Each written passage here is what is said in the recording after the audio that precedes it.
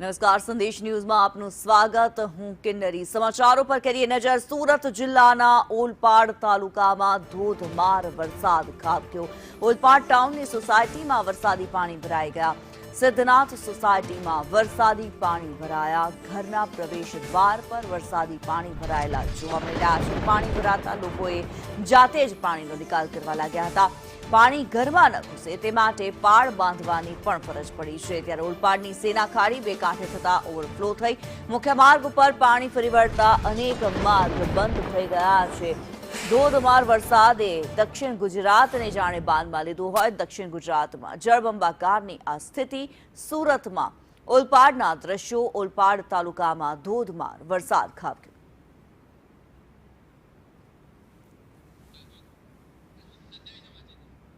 સુરત જિલ્લાના ઓલપાડમાં ધોધમાર વરસાદ વરસી રહ્યો છે અને ઓલપાડ ટાઉનની સિદ્ધનાથ સોસાયટી સહિતના અન્ય વિસ્તારોમાં પણ ઘરના પ્રવેશ દ્વાર સુધી પાણી ભરાઈ જતા રહીશો મુશ્કેલીમાં મુકાયા છે। ઘરમાં પાણી ન ઘૂસે તે માટે લોકો દરવાજે પાળ બાંધવા મજબૂર બન્યા છે। જાતે જ પાણીનો નિકાલ કરી રહ્યા છે। બીજી તરફ ઓલપાડની સેના ખાડી બે કાંઠે ઓવરફ્લો થતા મુખ્ય માર્ગો પાણીમાં ગરકાવ થયા, જેને કારણે અનેક રસ્તા બંધ થતા વાહન વ્યવહાર ખોરવાયો।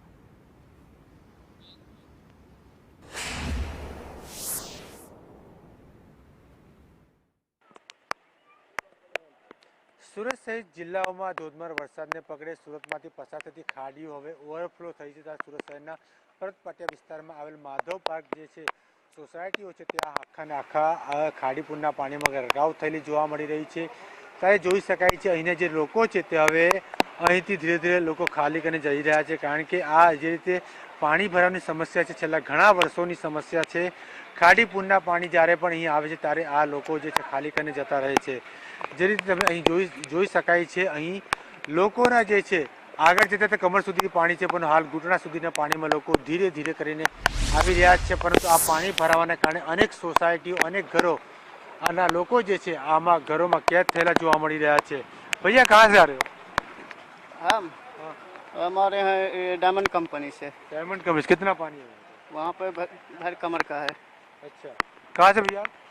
गुना पाटिया से। वहीं से आ रहे हो क्या? कितना पानी है अभी? अच्छा, अन्य लोगों પણ જે છે તે આ સ્થાનિક રહેવા लागेला है। भैया यहीं पे रहते हैं? हाँ, यहीं पे रहते हैं। कितना पानी है? क्या पीछे कमर तक पानी है, आगे अभी घुटन तक पानी है अभी। कितने साल की समस्या भैया? हाँ, कम से कम हर साल में 7 ही है। साल। हर साल में 2-3 बार आता ही रहता है, ऐसा कुछ नहीं कि ऐसा वैसा आता ही रहता किस लिए आ रहे पानी? है। हाँ, ये अभी वो अब कुछ कामरेज वाला वालक वाला जो खाड़ी है रहता है ना, वो पहले तापी में जाता था, अभी इधर सारा पूरा सूरत का इधर डाइवर्ट कर दिया, तो पानी ओवरफ्लो होकर अपने सोसाइटी में आ जाता है। हर साल 2 से 3 बार आ ही जाता है। कितना नुकसान भुगते हैं? नुकसान तो बहुत होता है सर जी, बहुत होता और है। कितनी सोसाइटी है? कम से कम इधर से खाड़ी के साथ आप चलो ना तो कम से 20 से 25 ये पर्वत पट्टिया में सोसाइटी है। जो इसके वजह से परेशान अपने माधव पार्क की बात अबे माधव बाग में अब कम से कम है 300 घर है। 300 घर है। हाँ ये पूरे 300 घर खाड़ी के पूर्व में पानी। हाँ, खाड़ी के पूर्व में पानी रहता है उसमें। पिछली बार भी पानी आया था 6-7 तारीख को। अभी हाँ 6-7 तारीख को पानी आया था, तब तक तो कम से कम 1 माह तक तो पानी था। मतलब एक हमारा अभी ये 15 दिन में दूसरी बार पानी आया। हाँ, 15 दिन में दूसरी बार आया है।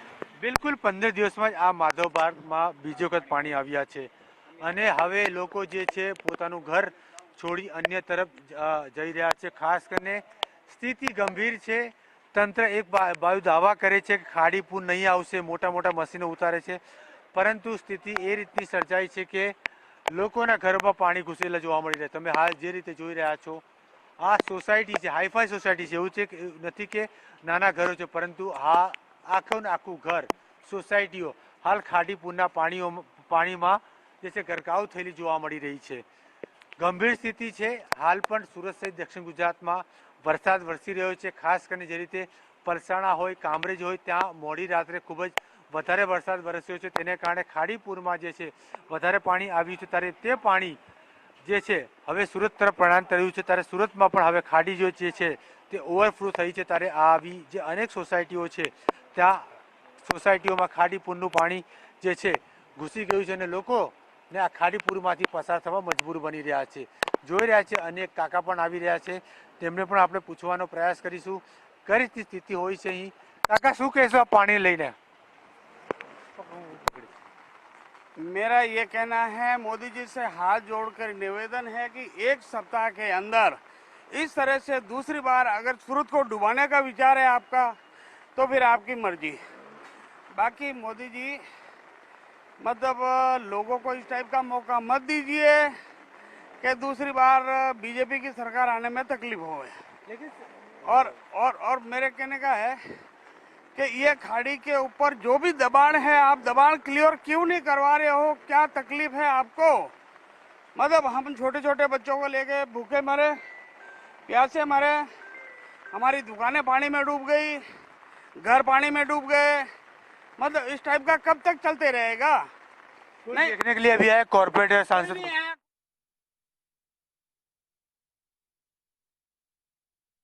સુરત જિલ્લામાં ધોધમાર વરસાદ વરસી રહ્યો છે, જેને કારણે નીચાણવાળા વિસ્તારોમાં પાણી ભરાવાની સમસ્યા સર્જાઈ છે.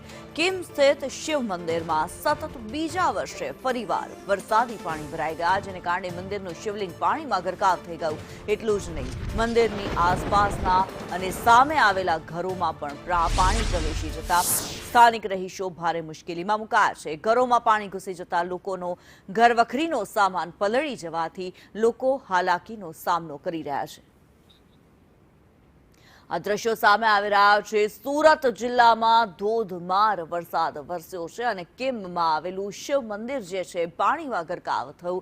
શિવલિંગ પાણીમાં ડૂબી ગયેલું અત્યારે જોવા મળી રહ્યું છે. મંદિરની સામે જે ઘર આવેલા છે, જે સોસાયટી આવેલી છે, તેમાં પણ લોકોના ઘરમાં પાણી ઘૂસેલા જોવા મળી રહ્યા છે. સુરતના દ્રશ્યો છે એક્સક્લુઝિવ ગ્રાઉન્ડ ઝીરો રિપોર્ટ અમે સતત આપને બતાવી રહ્યા છીએ. જે વરસાદી પરિસ્થિતિની વચ્ચે અત્યારે સુરત મહા મુશ્કેલીમાં છે, તેના દ્રશ્યો સીધા આપને બતાવી રહ્યા છીએ. આ કિમના જે દ્રશ્યો છે, શિવ મંદિર અડધો અડધ પાણીમાં ડૂબેલું છે. શિવલિંગ પણ ગર્ભગૃહમાં